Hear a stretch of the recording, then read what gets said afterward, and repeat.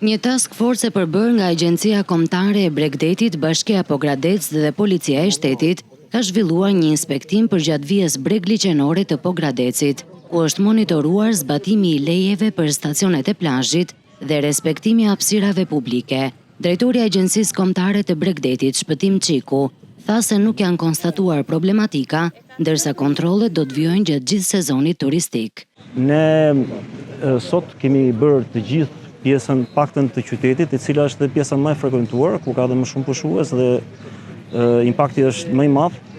Deri tani nuk kemi konstatuar asnjë shkelje. Plazhet, sidomos plazhet publike, janë të gjitha të lira, por janë edhe të pastra dhe ofron Bashkia Pogradec ofron dhe pjesën e sigurisë. Kontrollet janë periodike, nuk është se e bëm sot dhe nuk do shkojë shumë larg kontrolli i radhës, por që janë periodike dhe janë të shpeshta.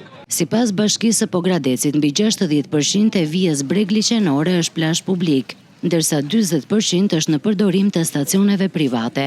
Kontrollet do të jenë periodike për të parandaluar abuzimet dhe për të garantuar zbatimin e rregullave. Jemi përpjekur të paktën 7 plazhe publike që kemi në qytet, t'i ofrojmë shërbimin më të mirë të mundshëm. Çadrat këtu në Pogradec qytetarët i kanë falas, pa pagesë.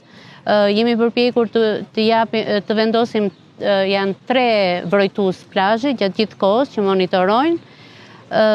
Me bova është rrethuar pothuajse i gjithë qyteti. Shpresojmë që gjithçka të kalojë mirë. Dhe dua të theksoj që kontrollet nga Bashkia Pogradec do të jenë të përjapshme. Gjatë inspektimit u kontrolluan gjithashtu mbrojtuesit e plazhit, sinjalistika me bova dhe masat e sigurisë për pushuesit.